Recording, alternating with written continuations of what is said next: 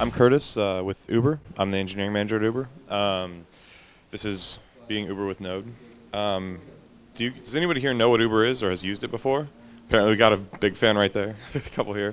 For everybody else, we'll talk about, if my thing works. What is Uber? Just so everybody knows why we're talking about this. But basically, it's an iPhone app, an Android app. You can also do it with SMS. But basically, you press a single button, that green button there, and magically a car shows up, a black town car. It's fancy. It takes you where you want to go. And it's automatically billed to your credit card. No tipping, no cash. It's just like a magical service. And people that use it love it. They go nuts over it. Why don't I have my presenter notes here? Well, anyway, where you can use it right now, we're in San Francisco. We've been in San Francisco for almost a year. And as of 2 days ago, we launched in New York as well. So we're pretty excited about that. It was kind of stressful doing that while trying to prepare this talk. And actually, we're about to expand, as TechCrunch just said, to Seattle, Chicago, Boston, and DC. So if you know anybody there that needs a job, or if you live in any of those cities, we're coming there soon, try it out. So yeah, anyway, the real goal of this talk is to talk about how we went from an old, terrible LAMP-based system to a node-based system. And it was kind of a huge pain to do, and it's still concurrently a huge pain. But to go into that, I want to talk a little bit about the story of Node and how it came about. So our co-founders, Travis and Garrett, were basically sitting around and they're like, you know, it would be really awesome if I could get a car on Friday night because the cab situation in San Francisco is so terrible. I just want to push a button on my phone and have a car show up, a private driver. Maybe we could share this driver with a bunch of our friends. And so basically they sort of had this proof of concept built out that was just like, can we make it so you can push a button and a driver shows up? And so it was like built on a LAMP stack, a very basic proof of concept, not, you know, scalable, anything like that. It basically kind of looked like this. It's like the phone just talks to PHP, and MySQL stores all the data about the drivers, where they are, all this and that. This architecture is cool when it's just you and a driver, or maybe a couple of your friends and a driver, but suddenly you have, you know, we decided to release it to the world. You know, anybody can get their own private driver with Uber. And so when then you have a ton of phones, and PHP, like there's a ton of Apache processes going on, which can cause some issues when you have, let's say, 100 drivers on the system and thousands of clients. You know, one driver is dispatched to two clients. Two clients think they have the same driver. All right, that's the same thing. But there's a lot of like concurrency problems, a lot of race conditions. You need, as a dispatch system, you need one solid process that knows about all the drivers, all the clients, can connect them properly. So this architecture doesn't really work very well. So in order to, you know, move from this to something that made more sense, like we started evaluating solutions, what's out there, how can we build a dispatch system that doesn't have these issues and isn't sort of kind of hacked together. And we thought Node would be perfect for this. Single-threaded, you know, it has all the objects in memory, it knows where all the drivers are, all the clients are, there's none of these double dispatch issues, it connects one driver at a time. So the problem is this was live and we already had like tons of people using it. So we can't just turn the system off, build a Node one, and then turn it back on again. This thing's going 24 hours a day. There's cars going 24 hours a day. There's people wanting rides all the time, 5 a.m., 3 a.m., whatever. So we went component by component to try and fix it. So basically, the first thing was dispatch. Like this PHP was doing a lot of stuff that wasn't dispatch related. You know, like at the end of trips, it calculates a fare. It does various things in looking them up. So first, we abstracted out all the non-essential dispatch functions to a Python API. And so basically now, dispatch was very simple, very basic. Connects clients and drivers. Still had issues, but we patched the issues, so it was kind of this ghetto fabulous solution of like, it'll double dispatch, but then reverse it on one of them, and then it'll come back, and it's a nightmare. So then we just said, okay, we've got that out of there. Maybe now we can slide Node in, and actually I don't have a slide for this, but we slid a little node, what we call connection nodes, in between the phones and the PHP layer to basically kind of it manages all the connections with the persistent connections with the phones, and then tells PHP dispatch like what to do in that regard. And so then it allowed us to also like put new dispatch in the back end and have our connection node sending it to both new and old dispatch, which then allows us to test the system live. We have two dispatches running, one of which is real, one of which is a test one, make sure the same things happen. And so then now you can have like Node here. Now this box is somewhat misleading. There's actually a lot of different components here. There's the connection node that I was talking about. All the phones talk to that. You know, there's a ton of different instances of it. It does request management. It makes sure that once the phone sends a request, it eventually gets to dispatch or gets to the API or gets wherever it needs to go. Has built-in retrying, things like that. There's the dispatch server, which is in Node, which maintains in memory all the drivers, all the clients, everything that's going on. So there's actually a few different tiers inside of that node. But the problem is we needed, like, this is sort of a master-slave system here, like on the dispatch side, because we can't have like 5 different dispatches all serving up drivers. You know, we need the single-threadedness of Node, but still need high availability. So actually, each of the dispatches serializes its state, or I guess there's another slide here, which basically separated this into like a real-time system and a historical system. This is everything that's happened in the past, versus Node is everything that's happening right now, where everything is at the moment. So anyway, we serialize things out to Mongo so that basically, should one of the dispatch servers fail, it can pull the current state of the master dispatch server back into one of the slaves, and it then takes over as the master. So anyway, in order to accomplish this, what we call no request left behind, we built a few components. One's called request manager. Another's called slave master, which may or may not be politically correct. And then we also have Mongo wrapper. Now I'll talk a little bit about these. One thing we found that was difficult with Node is it's a process constantly running, and we get hundreds of requests per second from all of our drivers' phones. If we need to push out new code and restart it, we may or may not lose one of those requests. And so we built Request Manager so that we could basically tell Node, like, hey, I'm going to shut down and restart because I have new code. And it would finish serving up all the requests it had gotten while blocking all the others. It would return a 410 gone message. And so basically, it would say, you know, I'm not accepting any more requests, but I'm going to still fulfill all the ones that have already come in. And then basically, once it's cleared out that entire queue, it then restarts itself. And so we now have a deployment strategy that doesn't ever lose any requests that come in. Slave Master is an interesting component. Basically, as I kind of described before, we have this dispatch system, but there can only be one master, and that one does all of the dispatches.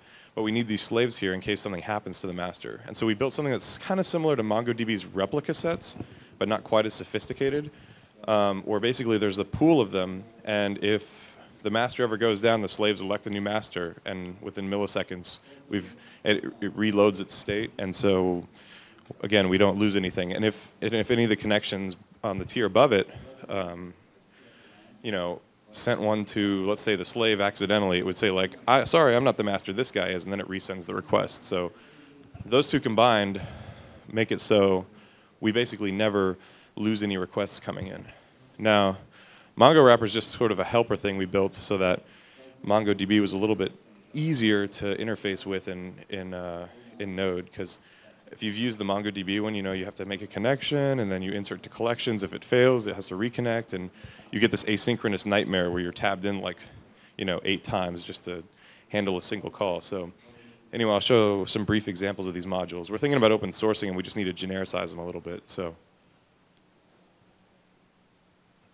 So request manager is very simple.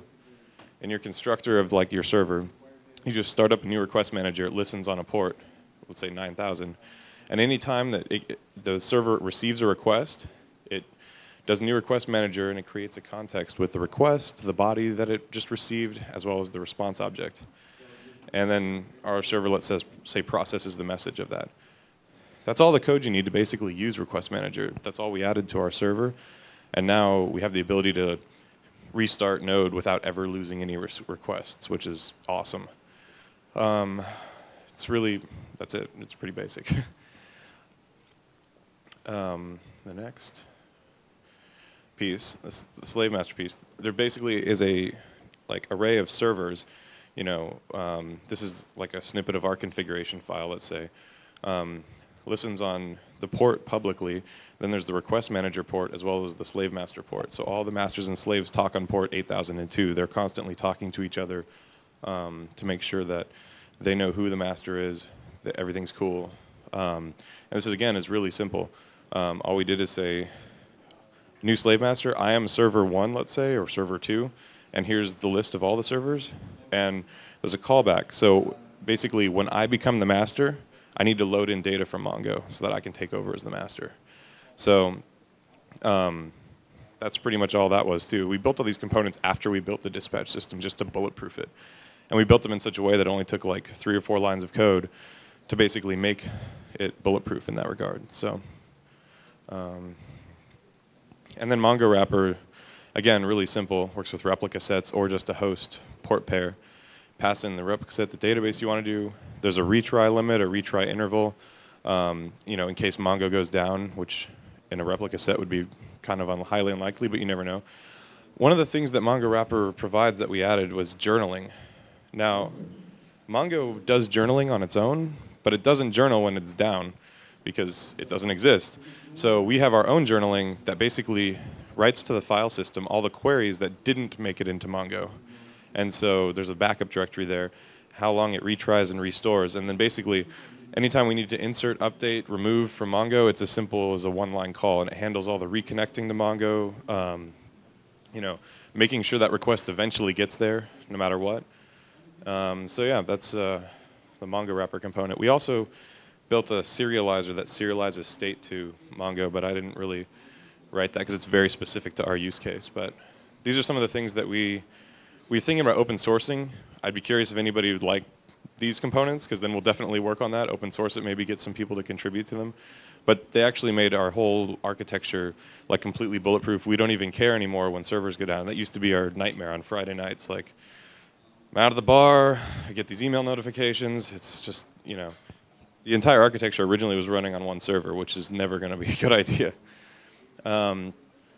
So there's a few other things that we got from moving things to Node, like kind of ancillary benefits to our tools that are actually really interesting. We can now share these JavaScript objects between both the client and the server.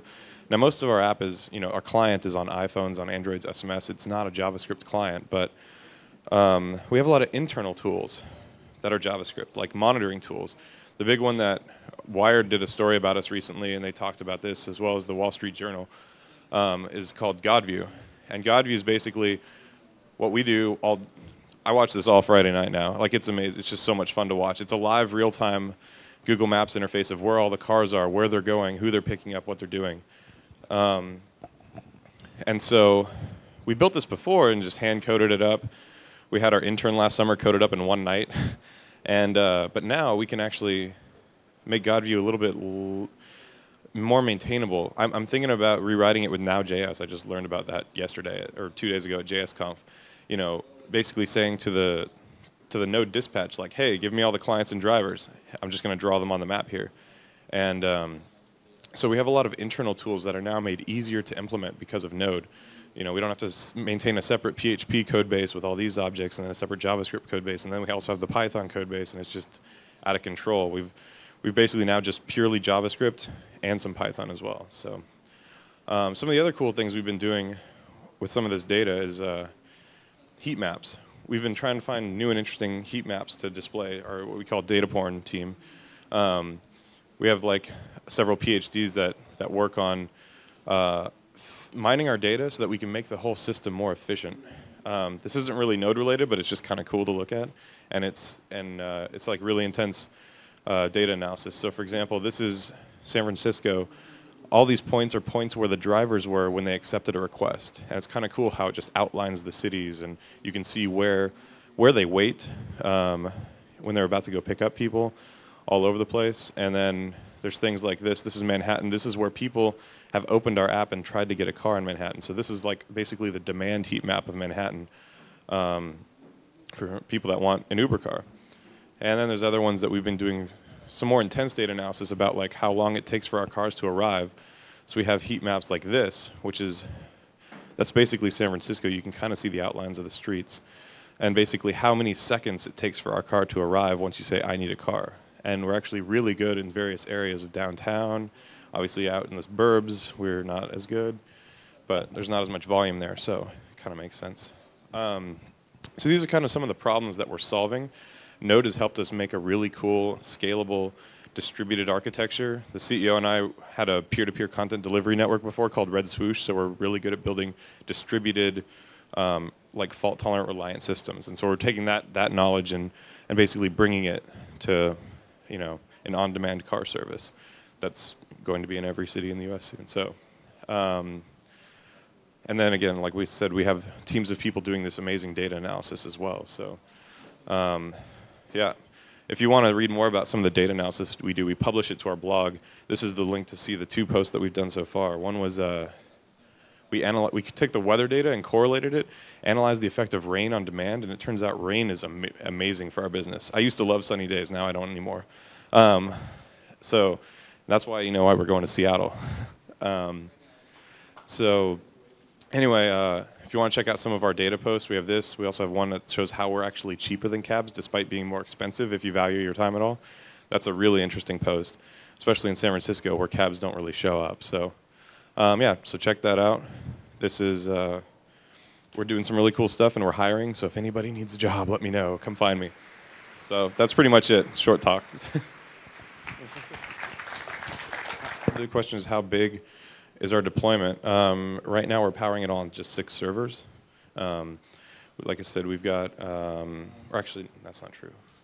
We have 10 servers. But yeah, we basically have at least 3 of each component in the, so basically there's the connection node tier, the dispatch tier, the API tier, and we have at least 3 nodes of each tier. Some have more, some have less. And it just depends on demand, but we don't have the elasticity of demand problem that a lot of people have. That's why people go to EC2 because they never know when they'll get demand spikes and need to spawn up new servers. We don't really have that problem because we control how many drivers we have, and drivers are the only thing that generate significant demand on our system. So, if we're going to hire 1,000 new drivers, we know about it well ahead of time and can work on that. So. Are you planning on local deployments in each city? Local deployments, engineering-wise, or what do you mean? Oh, we haven't really seen that as something we need to do.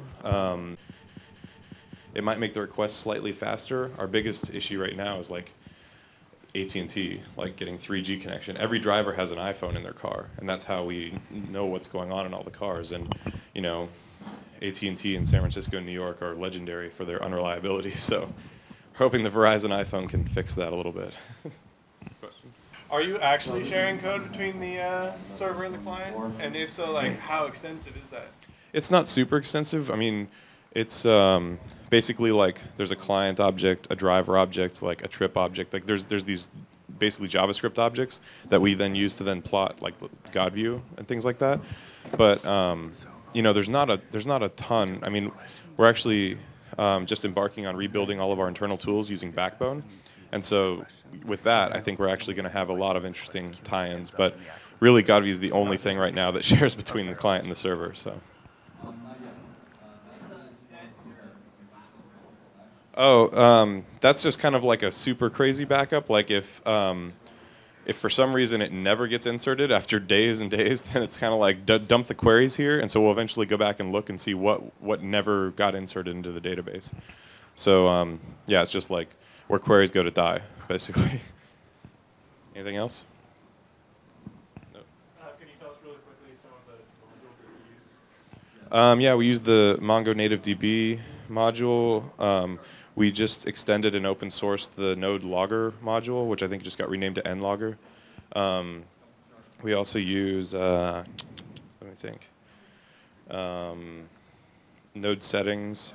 Really basic stuff. We wrote almost everything we have by hand. We basically just brought in logging, brought in settings, and then the MongoDB interface. And we also used the O3 module for XML parsing because, again, the proof of concept system used XML, and so now we're working on getting everything to JSON. But again, when it's a system in flight and you have to wait for people to upgrade their iPhones, upgrade the app on their iPhones, so we need to accept both XML and JSON requests from there. So. No, only Python does that. We use SQL Alchemy for that. So, anything else? Thanks.